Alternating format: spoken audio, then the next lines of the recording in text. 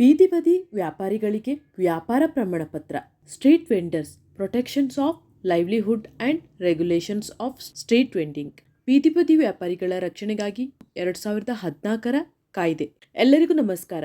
ಬೀದಿ ವ್ಯಾಪಾರಿಗಳ ಕಲ್ಯಾಣಕ್ಕಾಗಿ ಶ್ರಮಿಸುತ್ತಿರುವ ಪ್ರತಿಯೊಬ್ಬ ವ್ಯಕ್ತಿಗಳು ಹಾಗೂ ಸಂಘ ಸಂಸ್ಥೆಗಳು ಈ ವಿಡಿಯೋ ಪೂರ್ತಿ ನೋಡಬೇಕು. ಅಲ್ಲದೆ ಪ್ರತಿಯೊಬ್ಬ ಬೀದಿ ವ್ಯಾಪಾರಿಗಳು ಈ ಕಾಯ್ದೆಯ ಬಗ್ಗೆ ತಿಳಿದುಕೊಳ್ಳಬೇಕು. ಇವತ್ತು ನಾವು ಹೇಳ ಹೊರಟಿರುವ ವಿಷಯ ಬೀದಿ ವ್ಯಾಪಾರಿಗಳ ಕಾನೂನಿನ ಕುರಿತು.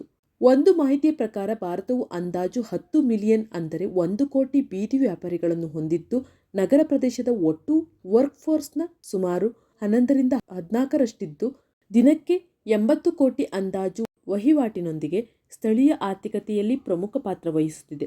ಈ ಮಾರಾಟಗಾರರು ಹೆಚ್ಚಾಗಿ ವಲಸಿಗರಾಗಿದ್ದು ವೈವಿಧ್ಯಮಯ ಉತ್ಪನ್ನಗಳನ್ನು ಮಾರಾಟ ಮಾಡುತ್ತಿದ್ದಾರೆ. ಅದರಲ್ಲಿ ಸುಮಾರು 20% ಆಹಾರ ಮಾರಾಟಗಾರರಿದ್ದಾರೆ. ಹಾಗಾಗಿ ಕೇಂದ್ರ ಸರ್ಕಾರವು ಅವರ ಕಲ್ಯಾಣಕ್ಕಾಗಿ ಹಾಗೂ ವ್ಯವಸ್ಥೆಯನ್ನು ಬಲಪಡಿಸಲು the street vendors protections of livelihood and regulation of street vending act 2014 ರೂಪಿಸಿ ಜಾರಿಗೊಳಿಸುತ್ತಿದೆ. ಬೀದಿ ವ್ಯಾಪಾರಿಗಳ ಜೀವನೋಪಾಯದ ರಕ್ಷಣೆ ಮತ್ತು ಬೀದಿ ವ್ಯಾಪಾರದ ನಿಯಂತ್ರಣ ಕಾಯ್ದೆ 2014 ಬೀದಿ ವ್ಯಾಪಾರಿಗಳಿಗೆ ವ್ಯಾಪಾರದ ಹಕ್ಕು, ಸರ್ವೇಕ್ಷಣೆ, ಗುರುತಿನ ಚೀಟಿ ಅಥವಾ ವೆಂಡಿಂಗ್ ಸರ್ಟಿಫಿಕೇಟ್ ಮತ್ತು ಪಟ್ಟಣ ವ್ಯಾಪಾರ ಸಮಿತಿ TVCಯ ಮೂಲಕ ಹರಾಸ್ಮೆಂಟ್ ರಹಿತ ವ್ಯಾಪಾರ ಮಾಡಲು ಕಾನೂನಿನ ರಕ್ಷಣೆಯನ್ನು ನೀಡುತ್ತಿದೆ. ಈ ಕಾಯ್ದೆಯು ಗೊತ್ತುಪಡಿಸಿದ ವಲಯಗಳಲ್ಲಿ ವ್ಯಾಪಾರ ಮಾಡಲು ಅವಕಾಶ ಕಲ್ಪಿಸುತ್ತಿದೆ ಮತ್ತು ವ್ಯಾಪಾರಿಗಳನ್ನು ಸ್ಥಳಾಂತರಿಸುವುದನ್ನು ತಡೆಯುತ್ತದೆ. ಬೀದಿ ವ್ಯಾಪಾರಿಗಳ ಜೀವನೋಪಾಯದ ರಕ್ಷಣೆ ಮತ್ತು ಬೀದಿ ವ್ಯಾಪಾರದ ನಿಯಂತ್ರಣ ಕಾಯ್ದೆ 2014ರ ಪ್ರಮುಖ ನಿಬಂಧನೆಗಳು ಅಥವಾ ಪ್ರೊವಿಷನ್ಸ್. ಬೀದಿ ಬದಿ ವ್ಯಾಪಾರಿಗಳ ಸಮೀಕ್ಷೆ ಮತ್ತು ನೋಂದಣಿ. ಪ್ರತಿ 5 ವರ್ಷಗಳಿಗೊಮ್ಮೆ ಸ್ಥಳೀಯ ಸಂಸ್ಥೆಗಳು ಸಮೀಕ್ಷೆ ನಡೆಸಿ ಅರ್ಹ ವ್ಯಾಪಾರಿಗಳಿಗೆ ಮಾರಾಟ ಪ್ರಮಾಣಪತ್ರ ಸರ್ಟಿಫಿಕೇಟ್ ಆಫ್ ವೆಂಡಿಂಗ್ ನೀಡುವುದು. ಪ್ರತಿಯೊಬ್ಬ ಬೀದಿ ವ್ಯಾಪಾರಿಯು ಈ ಪ್ರಮಾಣಪತ್ರವನ್ನು ಪಡೆಯುವುದು ಕಾನೂನುಬದ್ಧವಾಗಿ ಮತ್ತು ಆರ್ಥಿಕವಾಗಿ ಕಾಯ್ದೆಯಡಿಯಲ್ಲಿ ಅನಿವಾರ್ಯವಾಗಿದೆ. 2014ರ ಕೇಂದ್ರ ಸರ್ಕಾರದ ಕಾಯ್ದೆ ಮತ್ತು 2019-20ರ ಕರ್ನಾಟಕ ಸರ್ಕಾರದ ನಿಯಮಗಳ ಪ್ರಕಾರ ಬೀದಿ ವ್ಯಾಪಾರಿಗಳನ್ನು ಗುರುತಿಸಲು, ಅವರನ್ನು ಕಾನೂನುಬಾಹಿರವಾಗಿ ಒಕ್ಕಲೆಬ್ಬಿಸುವುದನ್ನು ತಡೆಯಲು ಮತ್ತು ಅವರ ಜೀವನೋಪಾಯವನ್ನು ರಕ್ಷಿಸಲು ಈ ಪ್ರಮಾಣಪತ್ರ ಕಡ್ಡಾಯವಾಗಿದೆ. ಹಾಗಾಗಿ ಪ್ರತಿಯೊಬ್ಬ ಬೀದಿ ಬದಿ ವ್ಯಾಪಾರಿಯು ಈ ಪ್ರಮಾಣಪತ್ರ ಪಡೆಯಲೇಬೇಕು. ಪಟ್ಟಣ ವ್ಯಾಪಾರ ಸಮಿತಿ, ಟೌನ್ ವೆಂಡಿಂಗ್ ಕಮಿಟೀಸ್ TVC. ಈ ಕಾಯ್ದೆಯಡಿಯಲ್ಲಿ ಪ್ರತಿಯೊಂದು ಸ್ಥಳೀಯ ಸಂಸ್ಥೆಗಳು, ಪಾಲಿಕೆ ಅಥವಾ ಪುರಸಭೆ TVC ರಚಿಸಬೇಕು. ಇದರಲ್ಲಿ 60% ಪ್ರತಿನಿಧಿಗಳು ವ್ಯಾಪಾರಿಗಳಾಗಿರಬೇಕು. ಇವರುಗಳು ವ್ಯಾಪಾರದ ವಲಯಗಳನ್ನು ಗುರುತಿಸುತ್ತಾರೆ. ಈ ಸಮಿತಿಯು ನೋಂದಣಿಯಿಂದ ಹಿಡಿದು ಮೂಲಸೌಕರ್ಯಗಳು, ಸಾಮಾಜಿಕ ಭದ್ರತೆ, ದೂರು ಪರಿಹಾರ ಮತ್ತಿತರ ಸಹಾಯಕ್ಕೆ ನೆರವಾಗುವುದು. ಸ್ಥಳಾಂತರ ಮತ್ತು ಪುನರ್ವಸತಿ, ರೀಲೊಕೇಶನ್ ಆ್ಯಂಡ್ ರಿಹ್ಯಾಬಿಟೇಷನ್. ಸಮೀಕ್ಷೆಗೊಳಗಾದಾಗ ವ್ಯಾಪಾರಿಗಳನ್ನು ಸುಲಭವಾಗಿ ಸ್ಥಳಾಂತರಿಸುವಂತಿಲ್ಲ. ಅನಿವಾರ್ಯವಾದರೆ ಪುನರ್ವಸತಿ ಕಲ್ಪಿಸಲೇಬೇಕು ಮತ್ತು ಅವರ ಜೀವನೋಪಾಯಕ್ಕೆ ಧಕ್ಕೆಯಾಗದಂತೆ ನೋಡಿಕೊಳ್ಳಬೇಕು ಎಂದು ಈ ಕಾಯ್ದೆ ಸ್ಪಷ್ಟಪಡಿಸುತ್ತದೆ. ವ್ಯಾಪಾರ ವಲಯಗಳು, ವೆಂಡಿಂಗ್ ಝೋನ್ಸ್. ಈ ಕಾಯ್ದೆಯಡಿಯಲ್ಲಿ ಪಟ್ಟಣಗಳಲ್ಲಿ ವ್ಯಾಪಾರ ವಲಯ, ವೆಂಡಿಂಗ್ ಝೋನ್ಸ್, ನಿಯಂತ್ರಿತ ವಲಯ ಮತ್ತು ನಿಷೇಧಿತ ವಲಯಗಳನ್ನು ಗುರುತಿಸಲಾಗುತ್ತದೆ. ಆಯಾಯ ಪಟ್ಟಣದಲ್ಲಿ ಈ ಬಗ್ಗೆ ತಿಳಿದುಕೊಂಡು ಬೀದಿ ವ್ಯಾಪಾರಿಗಳು ವಹಿವಾಟನ್ನು ನಿರ್ವಹಿಸುವುದು ಉತ್ತಮ. ವ್ಯಾಪಾರ ಹಕ್ಕುಗಳು, ರೈಟ್ಸ್. ಕರ್ನಾಟಕದಲ್ಲಿ ಒಮ್ಮೆ ₹50 ಕೊಟ್ಟು ನೋಂದಣಿಯಾಗಿ ಸರ್ಟಿಫಿಕೇಟ್ ಅನ್ನು ಪಡೆದ ಮೇಲೆ ಪ್ರತಿದಿನ ಅಥವಾ ತಿಂಗಳಿಗೊಮ್ಮೆ ವ್ಯಾಪಾರ ಶುಲ್ಕ ಅಥವಾ ವೆಂಡಿಂಗ್ ಫೀ ಪಾವತಿಸಿ ಸಮಿತಿಯ ನಿಯಮಗಳಿಗೆ ಒಳಪಟ್ಟು ವ್ಯಾಪಾರ ಮಾಡಬಹುದಾಗಿದೆ. ಟೌನ್ ವೆಂಡಿಂಗ್ ಕಮಿಟೀಸ್ ಸಂಗ್ರಹಿಸುತ್ತಾರೆ. ಸಾಲ ಹಾಗೂ ಇನ್ನಿತರ ಸೌಲಭ್ಯಗಳು. ಬೀದಿ ವ್ಯಾಪಾರಿಗಳಿಗೆ ತಮ್ಮ ವ್ಯಾಪಾರವನ್ನು ಪ್ರಾರಂಭಿಸಲು ಅಥವಾ ವಿಸ್ತರಿಸಲು ಕೇಂದ್ರ ಸರ್ಕಾರದ PM ಸ್ವನಿಧಿ ಯೋಜನೆಯಡಿಯಲ್ಲಿ ಬಡ್ಡಿರಹಿತವಾಗಿ 10,000ವರೆಗೆ ಮೊದಲ ಸಾಲವನ್ನು ಪಡೆಯಬಹುದು. ಹಾಗೆಯೇ ಮೊದಲ ಸಾಲವನ್ನು ಸಕಾಲದಲ್ಲಿ ಮರುಪಾವತಿಸಿದರೆ ಕ್ರಮವಾಗಿ 20,000 ಮತ್ತು 50,000ವರೆಗೆ ಸಾಲದ ಮಿತಿ ಹೆಚ್ಚಾಗುತ್ತದೆ. ಅಲ್ಲದೆ 7% ಬಡ್ಡಿ ಸಹಾಯಧನವನ್ನು ನೇರವಾಗಿ ಬ್ಯಾಂಕ್ನಲ್ಲಿ ಸ್ವೀಕರಿಸಬಹುದು. ಡಿಜಿಟಲ್ ವಹಿವಾಟು ಮಾಡಿದರೆ ತಿಂಗಳಿಗೆ 100ರವರೆಗೆ, ವರ್ಷಕ್ಕೆ 1,200ವರೆಗೆ ಕ್ಯಾಶ್ಬ್ಯಾಕ್ ಸೌಲಭ್ಯ ಪಡೆಯಬಹುದು. ಆದರೆ ಈ ಎಲ್ಲ ಸೌಲಭ್ಯವನ್ನು PM ಸ್ವನಿಧಿಯಿಂದ ಪಡೆಯಲು ಈ ಕಾಯ್ದೆಯಡಿಯಲ್ಲಿ ನೋಂದಣಿ ಅತಿ ಅಗತ್ಯ. ಕರ್ನಾಟಕ ಸರ್ಕಾರದ ಸಮೃದ್ಧಿ ಯೋಜನೆ 10,000ವರೆಗೆ ಸಾಲ ಸೌಲಭ್ಯ.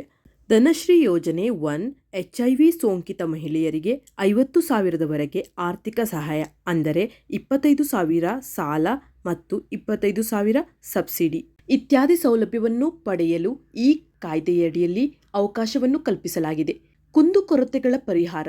ಈ ಕಾಯ್ದೆಯಡಿಯಲ್ಲಿ ಕುಂದುಕೊರತೆ ನಿವಾರಣಾ ಸಮಿತಿ ಗ್ರೀವಿಯನ್ಸ್ ರೀಡ್ರೆಸಲ್ ಕಮಿಟಿ GRCಯನ್ನು ರಚಿಸಿದ್ದು, ಬೀದಿ ಬದಿ ವ್ಯಾಪಾರಿಗಳಿಂದ ಲಿಖಿತವಾಗಿ ದೂರು ಅಥವಾ ಸಮಸ್ಯೆಗಳು ಅಥವಾ ವಿವಾದದ ಬಗ್ಗೆ ಸ್ವೀಕರಿಸಿದಾಗ ಈ ಸಮಿತಿ 30 ದಿನಗಳೊಳಗಾಗಿ ಆ ದೂರು ಬೀದಿ ಬದಿ ವ್ಯಾಪಾರಿಯಿಂದ ಬಂದಿದ್ದರೆ ಸೂಕ್ತ ಸಹಕಾರ ಮಾಡಬೇಕು. ಒಂದು ವೇಳೆ ಸಮಿತಿಯ ತೀರ್ಪಿನಿಂದ ಸಮಾಧಾನ ಆಗದಿದ್ದರೆ ವ್ಯಾಪಾರಿಗಳು ಸ್ಥಳೀಯ ಪ್ರಾಧಿಕಾರ ಅಥವಾ ಲೋಕಲ್ ಅಥಾರಿಟಿಗೆ ಮೇಲ್ಮನವಿ ಸಲ್ಲಿಸಬಹುದು.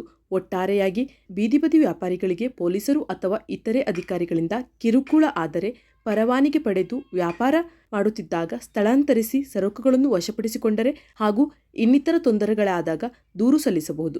ದಂಡ ಮತ್ತು ನಿರ್ಬಂಧಗಳು. ಪ್ರಮಾಣಪತ್ರವಿಲ್ಲದೆ ವ್ಯಾಪಾರ ಮಾಡಿದರೆ ಅಥವಾ ಕಾಯ್ದೆಯಡಿಯಲ್ಲಿ ನಿಯಮಗಳನ್ನು ಉಲ್ಲಂಘಿಸಿದರೆ ಬೀದಿ ಬದಿ ವ್ಯಾಪಾರಿಗಳು ಕೂಡ 2,000ವರೆಗೆ ಕಟ್ಟಬೇಕಾಗಬಹುದು ಮತ್ತು ಅನಧಿಕೃತ ವ್ಯಾಪಾರಿಗಳನ್ನು ಸ್ಥಳಾಂತರಿಸಬಹುದಾಗಿದೆ. ಬೀದಿ ಬದಿ ಆಹಾರ ಮಾರಾಟಗಾರರು ಅಥವಾ ಫುಡ್ ವೆಂಡರ್ಸ್ ಈ ಪ್ರಮಾಣಪತ್ರವನ್ನು ಪಡೆದಿದ್ದರೆ ಪ್ರತ್ಯೇಕವಾಗಿ FSSAI ನೋಂದಣಿ ಅಗತ್ಯವಿಲ್ಲ. ಕರ್ನಾಟಕದಲ್ಲಿ ರಸ್ತೆ ಬದಿ ವ್ಯಾಪಾರಿಗಳ ಜೀವನೋಪಾಯದ ರಕ್ಷಣೆ ಮತ್ತು ರಸ್ತೆ ಬದಿ ವ್ಯಾಪಾರದ ನಿಯಂತ್ರಣ ಕಾಯ್ದೆ 2014 ಮತ್ತು 2019-20 ನಿಯಮಗಳ ಅಡಿಯಲ್ಲಿ ನೋಂದಣಿ ಮತ್ತು ಪ್ರಮಾಣಪತ್ರ ಅಥವಾ ಸರ್ಟಿಫಿಕೇಟ್ ಆಫ್ ವೆಂಡಿಂಗ್ ಪಡೆಯಲು ಈ ಕೆಳಗಿನ ದಾಖಲೆಗಳು ಬೇಕು. ಆಧಾರ್ ಕಾರ್ಡ್, ಮತದಾರರ ಗುರುತಿನ ಚೀಟಿ, ರೇಷನ್ ಕಾರ್ಡ್, ಇತ್ತೀಚಿನ ಪಾಸ್ಪೋರ್ಟ್ ಅಳತೆಯ ಭಾವಚಿತ್ರಗಳು ಅಥವಾ ವ್ಯಾಪಾರಿ ಮತ್ತು ಕುಟುಂಬದ ಫೋಟೋ, ವ್ಯಾಪಾರದ ಪುರಾವೆ, ಹಳೆಯ ಪರವಾನಗಿ ಅಥವಾ ಟೌನ್ ವೆಂಡಿಂಗ್ ಕಮಿಟಿ ಸದಸ್ಯರಿಂದ ದೃಢೀಕರಣ. ಒಂದು ವೇಳೆ ಇದು ಇಲ್ಲದಿದ್ದರೆ ಸ್ಥಳೀಯ ಆಡಳಿತದ ಸಮೀಕ್ಷೆಯಲ್ಲಿ ಪಡೆದ ಸ್ವಯಂ ಘೋಷಣಾ ಪತ್ರ. ಅನ್ವಯಿಸಿದರೆ ವಿಧವಾ ಅಥವಾ ದಿವ್ಯಾಂಗರ ಪ್ರಮಾಣಪತ್ರ. ಫಾರ್ಮ್ 11 ದೃಢೀಕರಣ ಮತ್ತು ಸ್ಥಳದ ವಿವರಗಳೊಂದಿಗೆ ಸ್ಥಳೀಯ ನಗರ ಸಂಸ್ಥೆ ಅಥವಾ ಟೌನ್ ವೆಂಡಿಂಗ್ ಸಮಿತಿಯ ಕಚೇರಿಯಲ್ಲಿ ಸಲ್ಲಿಸಬೇಕು. ಕಾಯ್ದೆ ಕುರಿತ ಹೆಚ್ಚಿನ ಮಾಹಿತಿಯನ್ನು ಡಿಸ್ಕ್ರಿಪ್ಷನ್ನಲ್ಲಿ ನೀಡಿದ ಲಿಂಕ್ ಅನ್ನು ಪಡೆಯಬಹುದಾಗಿದೆ. ಹೀಗೆ ಪ್ರತಿಯೊಬ್ಬ ಬೀದಿ ಬದಿ ವ್ಯಾಪಾರಿಯು ಬೀದಿ ವ್ಯಾಪಾರಿಗಳ ಜೀವನೋಪಾಯದ ರಕ್ಷಣೆ ಮತ್ತು ಬೀದಿ ವ್ಯಾಪಾರದ ನಿಯಂತ್ರಣ ಕಾಯ್ದೆ 2014 ಮತ್ತು ಕರ್ನಾಟಕದ ನಿಯಮಗಳು 2019-20 ಬಗ್ಗೆ ತಿಳಿದು ಮುಂದುವರಿಯುವುದು ಅತ್ಯಗತ್ಯ. ಇದು ಅವರ ಕಾನೂನು ಬದ್ಧ ಹಕ್ಕುಗಳನ್ನು ರಕ್ಷಿಸುತ್ತದೆ ಮತ್ತು ಕಿರುಕುಳವನ್ನು ತಡೆಯುತ್ತದೆ. ಒಂದು ವೇಳೆ ಸಮೀಕ್ಷೆ ನಡೆದ ಮೇಲೆ ಬೀದಿ ವ್ಯಾಪಾರಿಯು ನೋ ವೆಂಡಿಂಗ್ ಝೋನ್ನಲ್ಲಿ ಬಂದಿದ್ದರೆ ಅವರಿಗೆ 30 ದಿನಗಳ ಮುನ್ಸೂಚನೆ ನೀಡಿ ಸ್ಥಳಾಂತರಕ್ಕೆ ಮುಂದುವರಿದು ಪುನರ್ವಸತಿ ಕಲ್ಪಿಸಬೇಕು. ಹಾಗಾಗಿ ಈ ಕಾಯ್ದೆಯ ಅರಿವು ಇದ್ದರೆ ಬೀದಿ ವ್ಯಾಪಾರಿಗಳು ಅತಿಕ್ರಮಣಕಾರರು ಅಥವಾ ಎನ್ಕ್ರೋಚರ್ ಎಂದು ಕರೆಸಿಕೊಳ್ಳದೆ ಕಾನೂನುಬದ್ಧ ವ್ಯಾಪಾರಿಗಳು ಲೀಗಲ್ ವೆಂಡರ್ಸ್ ಎಂದು ಗುರುತಿಸಿಕೊಂಡು ಗೌರವಯುತವಾಗಿ ಬದುಕಬಹುದಾಗಿದೆ. ಪ್ರತಿಯೊಬ್ಬರು ಈ ವಿಡಿಯೋ ನೋಡಿ ಗೌರವಯುತವಾಗಿ ದುಡಿಮೆಯಲ್ಲಿ ಉತ್ತಮ ಜೀವನ ಅವರದ್ದಾಗಲಿ ಎಂಬ ಆಶಯದೊಂದಿಗೆ ಈ ವಿಡಿಯೋ. ಧನ್ಯವಾದಗಳು.